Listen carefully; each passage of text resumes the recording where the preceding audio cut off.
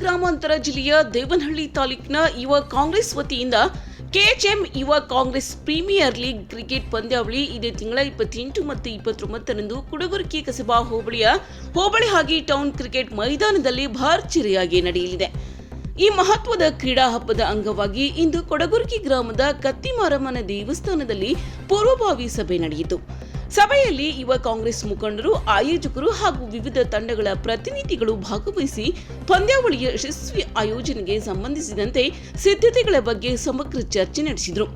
ಇನ್ನು ಪಂದ್ಯಾವಳಿಯಲ್ಲಿ ಭಾಗವಹಿಸುವ ಆಟಗಾರರು ಕಡ್ಡಾಯವಾಗಿ ಪಾಲಿಸಬೇಕಾದ ನಿಯಮಗಳು, ಶಿಸ್ತು, ಕ್ರೀಡಾ ಸ್ಫೂರ್ತಿ ಮತ್ತು ತಂಡಗಳ ನಡುವಿನ ಸಹಕಾರದ ಮಹತ್ವವನ್ನು ಈ ಸಭೆಯಲ್ಲಿ ವಿವರಿಸಲಾಯಿತು. ಮೈದಾನದಲ್ಲಿ ಯಾವುದೇ ರೀತಿಯ ವಿವಾದ, ಅಸಭ್ಯ ವರ್ತನೆಗೆ ಅವಕಾಶ ನೀಡಬಾರದು ಎಂದು ಕಟ್ಟುನಿಟ್ಟಿನ ಸೂಚನೆ ನೀಡಲಾಯಿತು. ಈ ಕ್ರಿಕೆಟ್ ಲೀಗ್ನಲ್ಲಿ ವಿಜೇತ ತಂಡಕ್ಕೆ 2 ಲಕ್ಷ ರೂಪಾಯಿ ಬಹುಮಾನ, ದ್ವಿತೀಯ ಬಹುಮಾನವಾಗಿ 1 ಲಕ್ಷ ರೂಪಾಯಿ, ತೃತೀಯ ಬಹುಮಾನವಾಗಿ 30,000 ರೂಪಾಯಿ ಹಾಗೂ 4ನೇ ಸ್ಥಾನ ಪಡೆದ ತಂಡಕ್ಕೆ 15,000 ರೂಪಾಯಿ ಬಹುಮಾನವನ್ನು ಘೋಷಿಸಲಾಗಿದೆ. ಜೊತೆಗೆ ವೈಯಕ್ತಿಕ ಪ್ರಶಸ್ತಿಗಳಾಗಿ ಬೆಸ್ಟ್ ಬ್ಯಾಟ್ಸ್ಮನ್, ಬೆಸ್ಟ್ ಬೌಲರ್ ಹಾಗೂ ಇತರ ವಿಭಾಗಗಳಿಗೂ ನಗದು ಬಹುಮಾನಗಳನ್ನು ನೀಡಲಾಗುತ್ತದೆ.